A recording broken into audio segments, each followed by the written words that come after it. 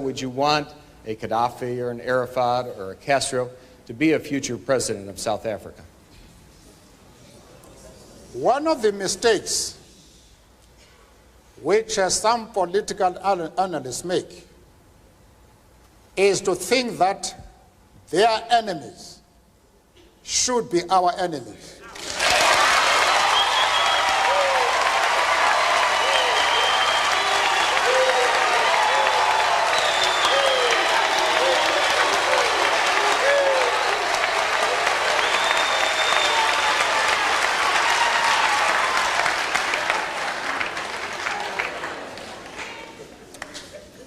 That we can and we will never do. We have our own struggle, which we are conducting. We are grateful to the world for supporting our struggle. But nevertheless, we are an independent organization with its own policy. And the attitude of every country towards, our attitude towards any country is determined by the attitude of that country to our struggle.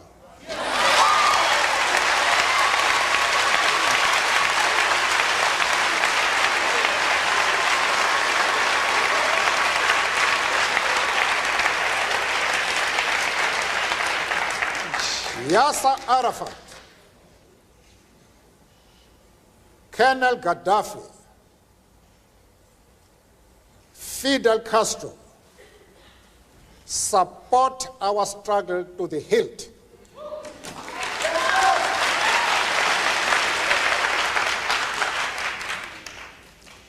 There is no reason whatsoever why we should have any hesitation about hailing their commitment to human rights as they are being demanded in South Africa. Our attitude is based solely on the fact that they fully support the anti-apartheid struggle.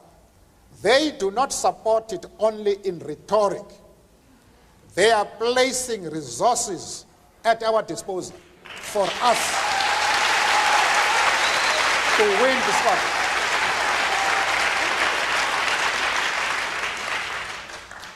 That is the position.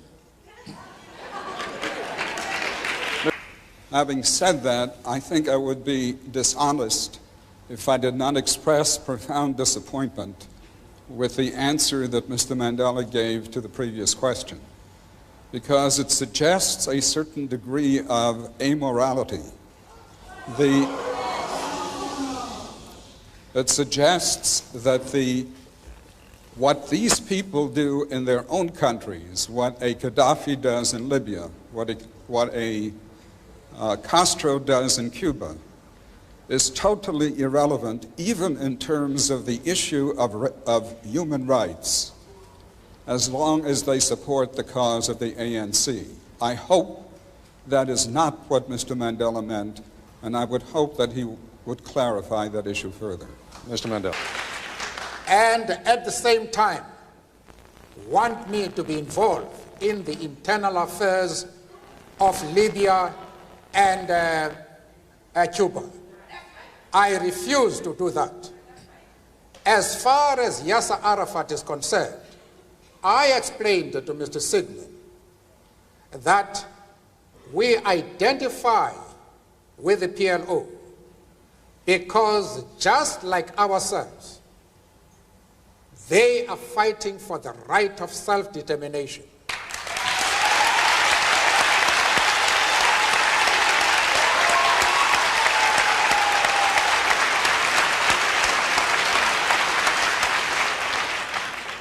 I went further, however, to say that the support for Yasser Arafat in his struggle does not mean that the ANC has ever doubted the right of Israel to exist as a state legally.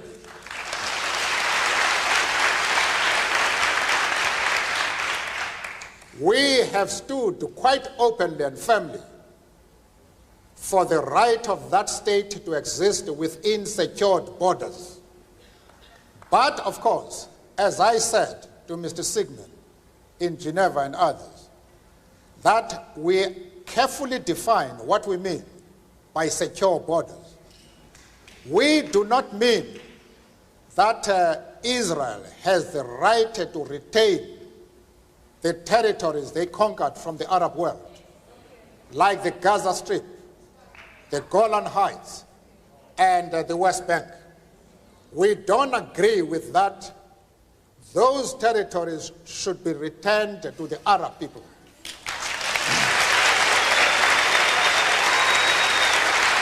Mr. Mandela,